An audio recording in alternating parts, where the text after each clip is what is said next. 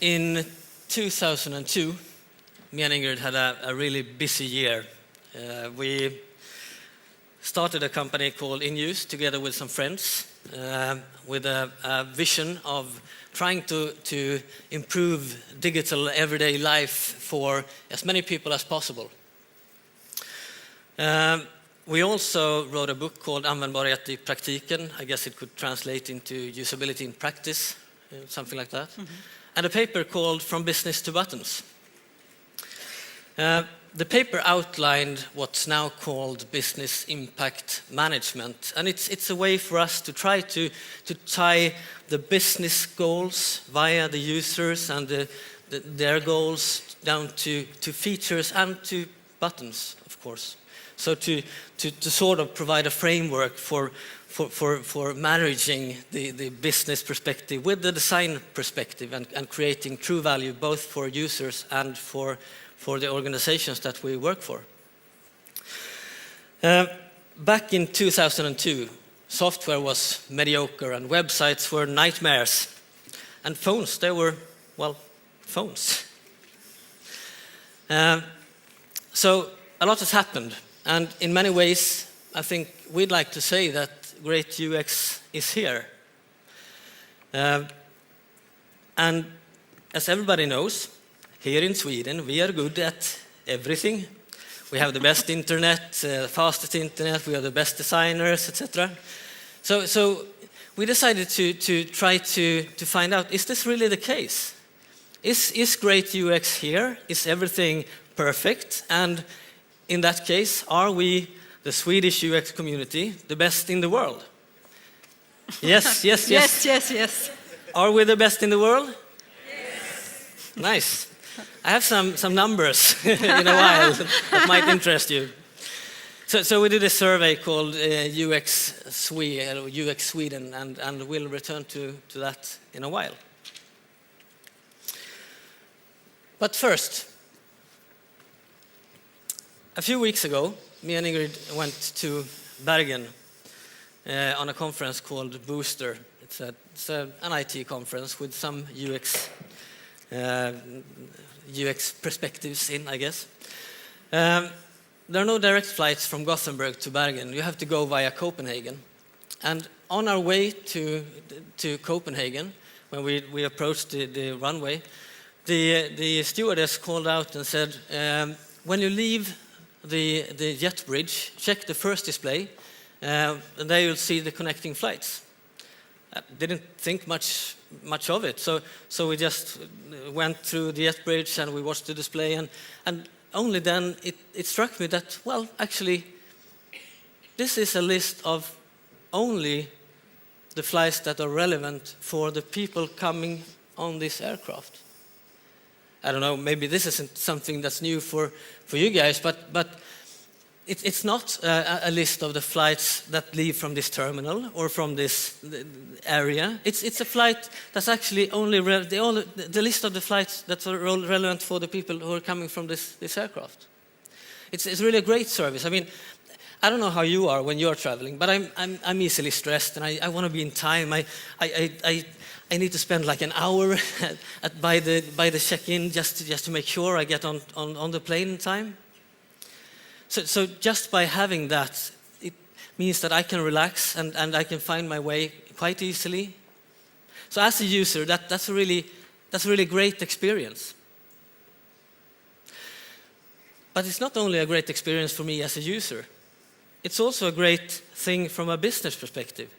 Because if it's one thing that the airport doesn't want, it's congestion. They want people to find their way as quickly as possible after going through the shopping areas, of course. Because they want people to make it to the next flight on time. That's their promise. It's what they live by. It's the service they deliver, and they want people to reach their next destination.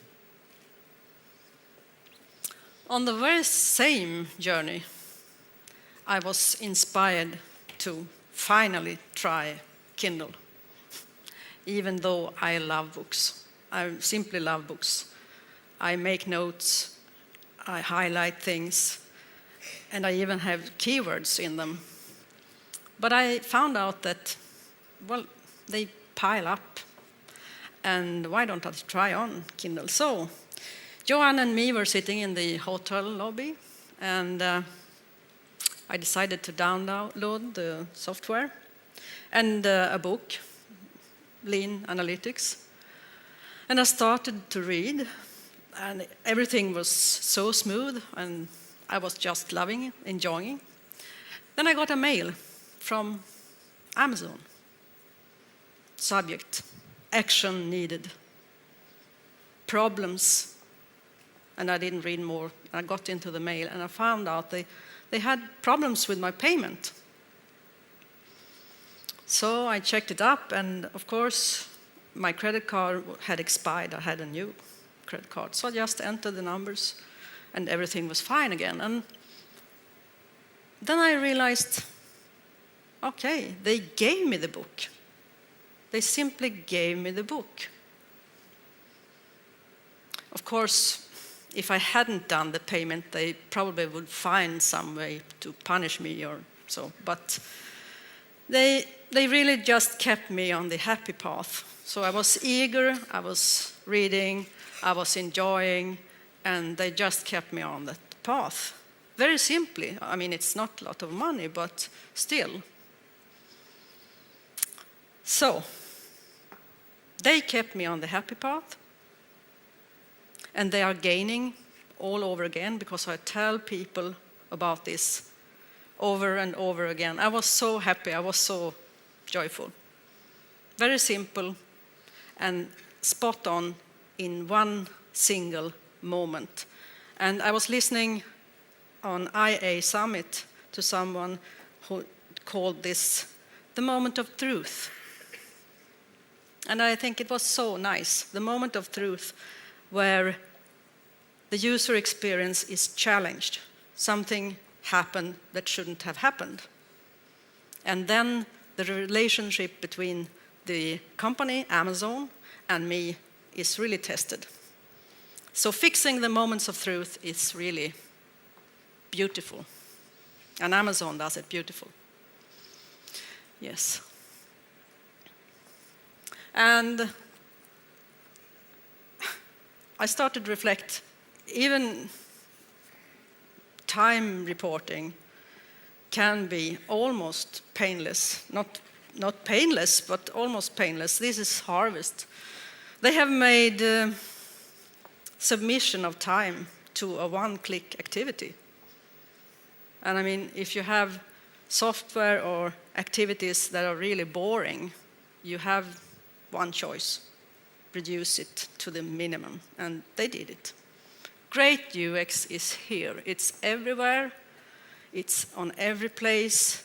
It's just here. So how come then that we all have been into projects that we're not so proud about, we don't speak about them a lot, and as Jeff said, it is really embarrassing sometimes. Yeah. Or maybe it's only me that feels this way, but I know you recognize yourself. So, on one hand, we have this feeling that UX is here, great UX is coming, we are so many people here, we know what we want to do, we have the examples, so great UX is here. On the other hand, we see those really poor services. There are plenty of them. So we invited, as Johan said, we invited the UX professionals to do this survey. And we got replies from 251 persons, art directors, UX managers, developers, project managers, all kinds of people, 250 answers.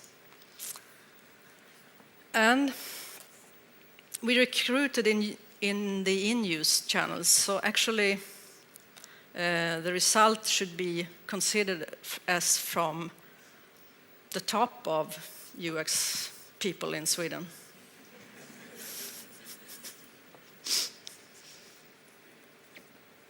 The most mature. Okay, one of the questions was this. We urged you to point out where you believe that your organization is on this scale from 1 as unrecognized. UX is not recognized at all. It's nothing. To 6, where UX is embedded in everything we do. So you should rate yourself. And even though that this is a self-assessment, we believe that the figures we got was really quite good. And yeah, are you curious? Yeah, let's see.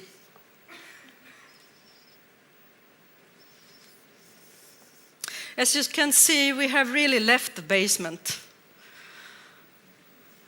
But still we're stuck on some lip service level where managers says that UX is really important, but they do not invest in it.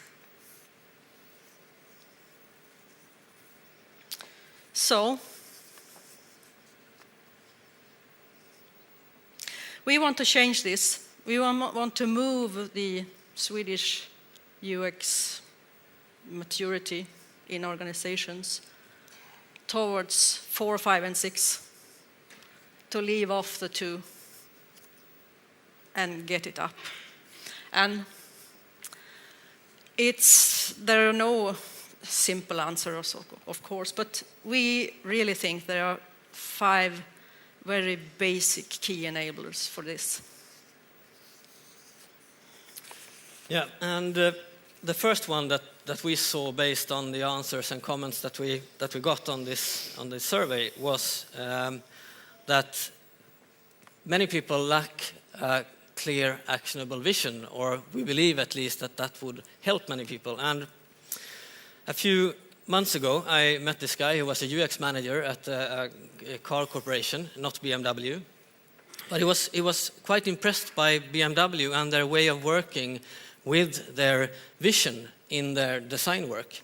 He told me the story about speakers, about how the design team who are going to design this new car, BMW cars, modern cars, quite luxurious cars, and they started to debate whether, well, we need a sound system for this car, right? And it has to be a really good sound system. Of course, it has to be a good sound system for that kind of car, right? But it turns out that speakers are quite heavy. And in order to have a really great sound, you need to place the speakers quite high so that the sound reaches your ears in a particular way. I don't know anything about this, but it's supposed to be that way. But if at the same time you want to have the ultimate driving experience, you need to have a very low center of gravity. So you really need to have the speakers on the floor or as close to the floor as possible, not to affect the feeling when you drive the car. And that actually affected this decision. So they sacrificed great sound for a better driving experience. And we asked you guys, how many of you participated in the survey? Anyone? Yeah, Yeah. great. That's nice, thank you. So we asked you guys, do you have a clear, actionable vision for your products and services? And actually, 44% said yes. And that's more than I thought. So that's good on one hand.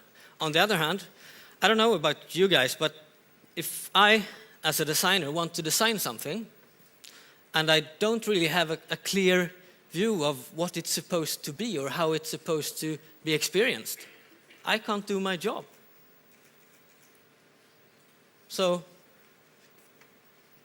does that mean that 56% of you are really struggling to sort of know what to create?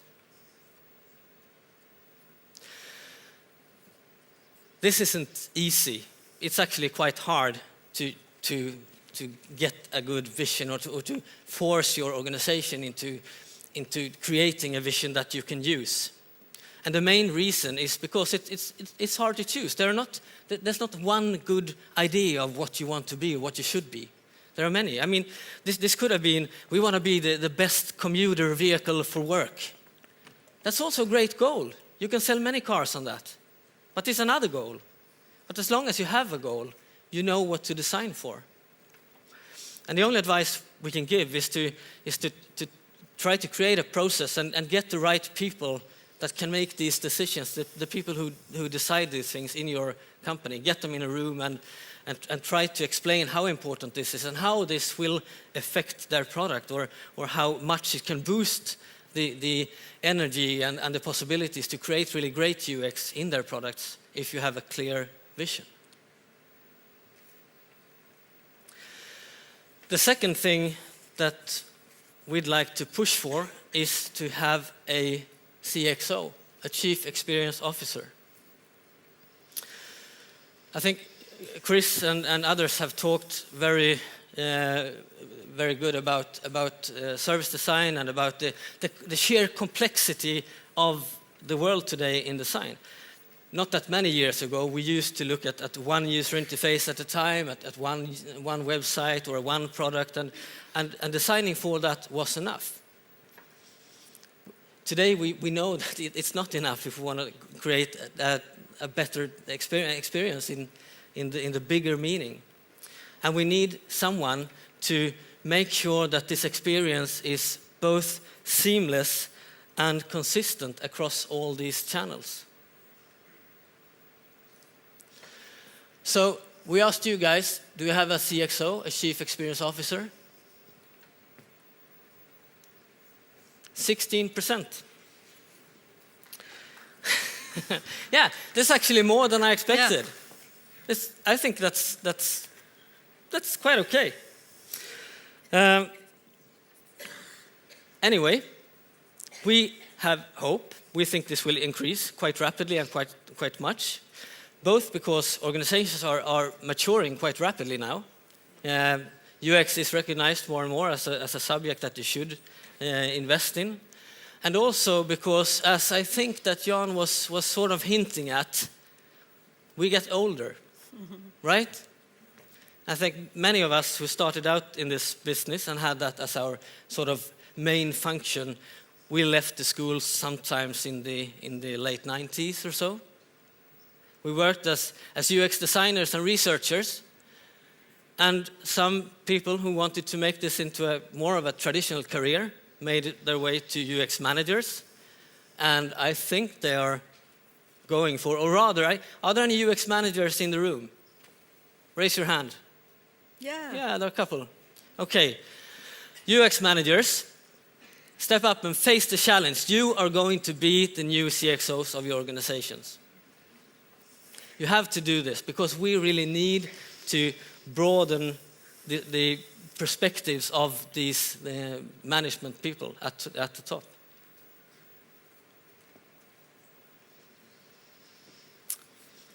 Now we have been talking about the corporate level, and now I will take you down to the project level. We will need to have a process that steers towards desired impact. There has been a lot of talk about deliver value to business and users, and this is really the topic here. I think that this is very nicely put. It's Alice in Wonderland that asks, would you tell me, please, which way I ought to go from here? She has two ways to choose from. And she was asking the Cheshire cat, if you remember, and the cat smirked and looked at her and said, that depends a good deal on where you want to go. You need to know where you want to end up if you're going to have a good process. This is a process that we know works, and it's good in many ways. It's an example. You can use it in many ways, and it's really a learning process. Even though it's made out as first you do this and then you do that, but of course you can do a little bit of this and a little bit of next one. First of all, you have to define the impacts for business and users. You have to know it, or at least some of it. And there are many ways to do that. But if you talk about the business level, you have to have the talks with leaders and managers, and not only listen to what they say, but understand what they're meaning, to define some metrics, some actionable metrics that you can make into KPIs later on.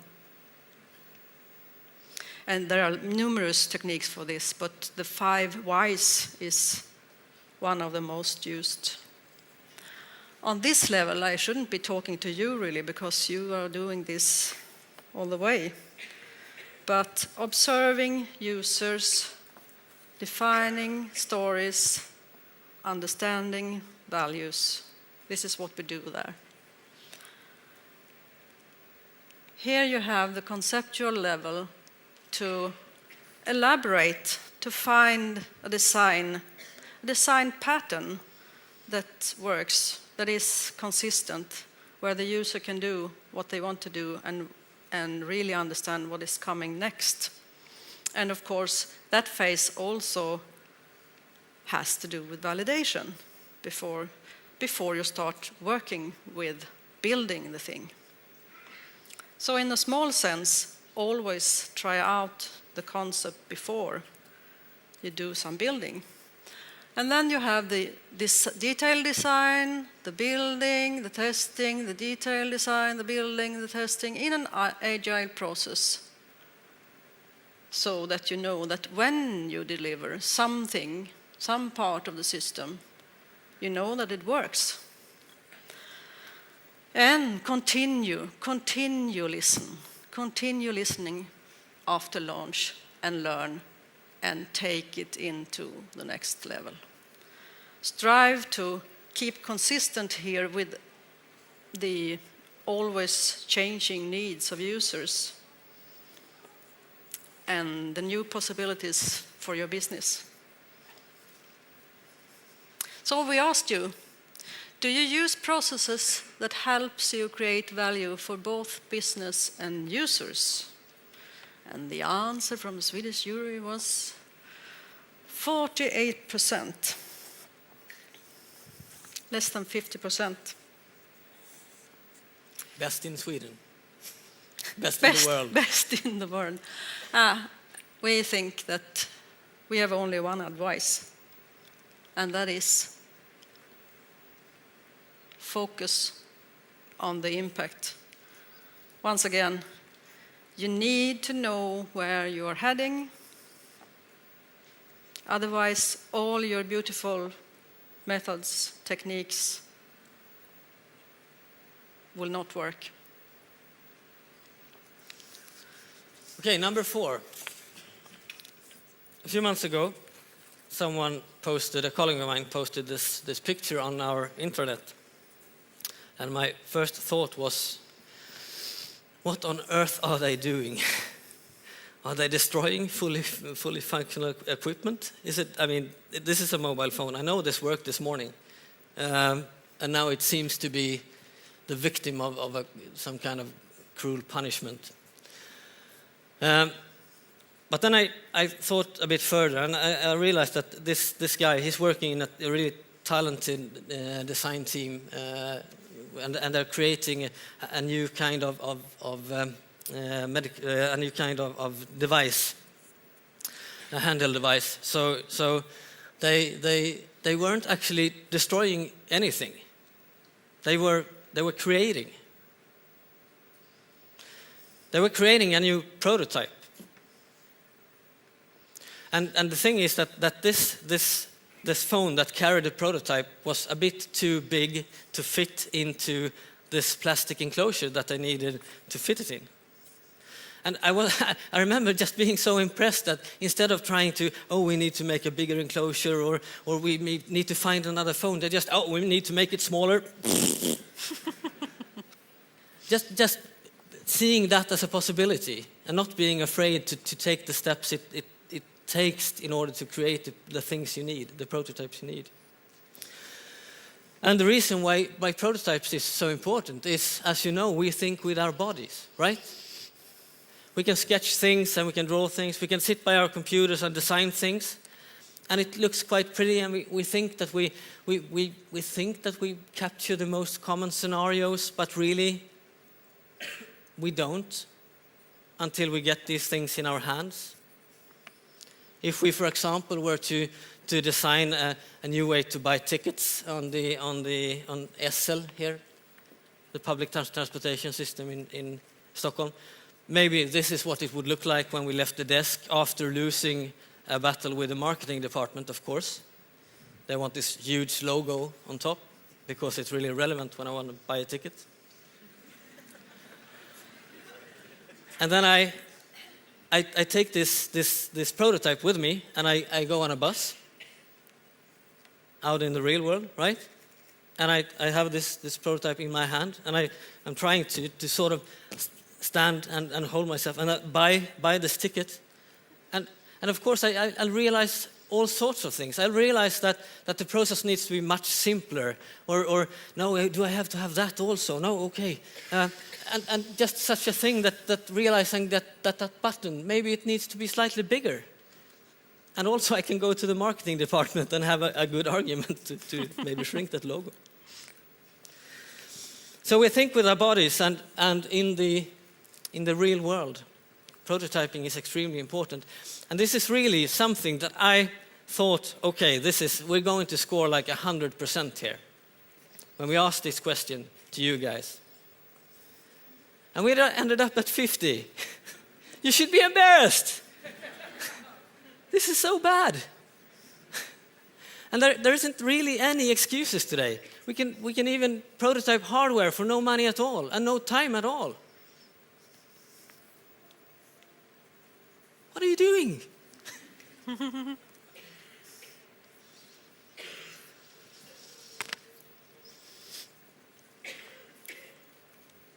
Products and services are really complex today.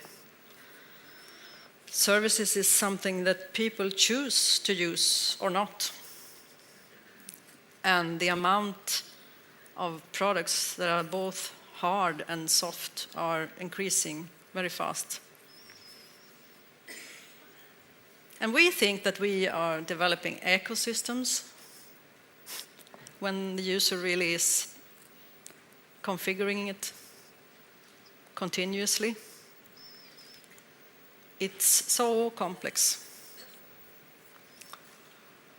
So, never ever more will UX be a one-man show. Never more. We need people that masters different skills. We need them to work together. We need them to work together as a team. And we asked you, people, do your organization have the competence required? And what was the result? 60% sounds quite good, but consider that this is the most mature organizations in Sweden. We think it's really low. And as complexity is rapidly increasing, you have to be on your toes, actually. So, we're on our way to great UX. So I think we skip this summary and go into the film. Because if we have only 2 minutes. Okay. Yeah. Well, you've all heard the 5 points. Make sure you have an actual vision, get or become the CXO. I think that's important. Make sure you have an impact-driven process. Make more prototypes, for God's sake. And get the right team. And this is not a pretty picture. I mean, we did this investigation, sending this out through our channels. We think we're pretty well connected into the Swedish UX community. we believe that the people who answered this survey are among the best in Sweden. So we need to do more. We need to help each other to sort of travel up these stairs, right? And one thing that we would like to do is to invite you to participate in the inUse UX Award. We have a very short movie that we'd like to play for you. Unfortunately, it's in Swedish. I can translate it all to you in the break. If there's anyone who wants to an English translation, just let me know.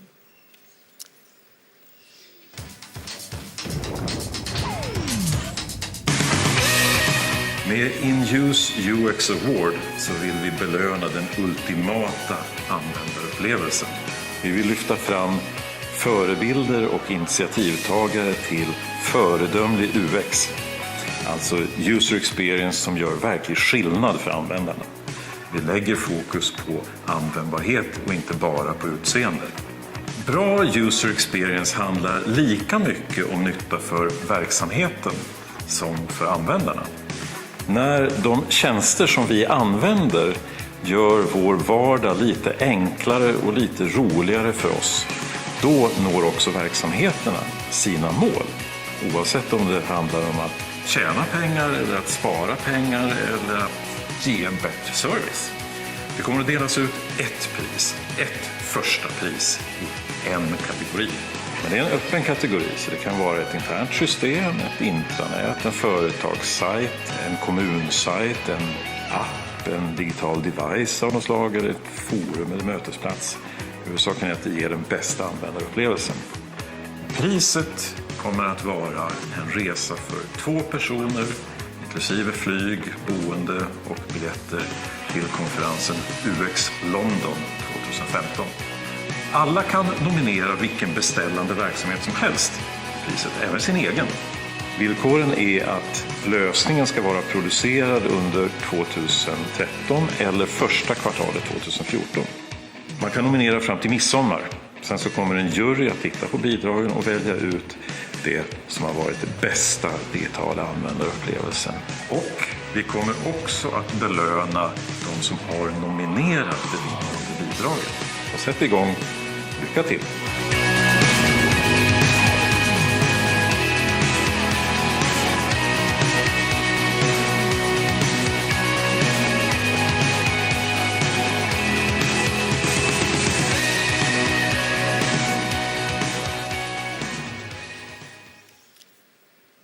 And I'd like to point out... Yes. Good.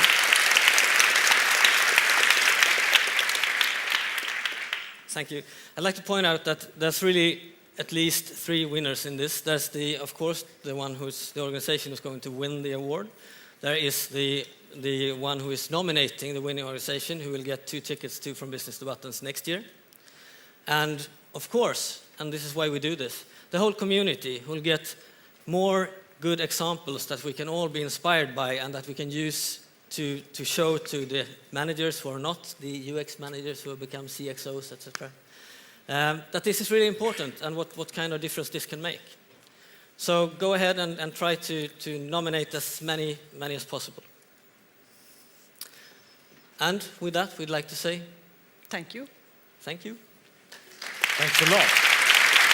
You stay.